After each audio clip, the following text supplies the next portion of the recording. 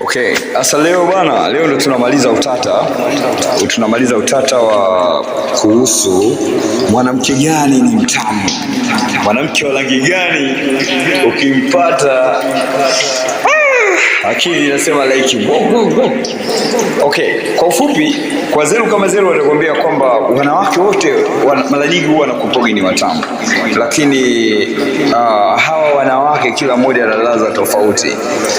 Ukimkuta mwanamke mweupe anakupogi yani kama ni chips, basi unakuwa umeongeza na zile tashtiti zake ambazo ni kama mayonnaise nini, ukwaju fulani hivi na vitu vingine, unaelewa vizuri.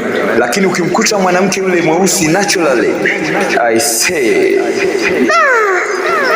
mwanangu, kwanza anakuwa na vitu fulani ambavyo vingine natakiwa ibakie kuwa ni siri yangu mimi kuvisema, ni kuache wewe utiririke kwenye comment section useme huyu mwanamke mweupe anakuwa na show gani na huyu mwanamke mweusi anakuwa na show gani. Lakini both of them mimi naona kama watu wote wako hit kinoma.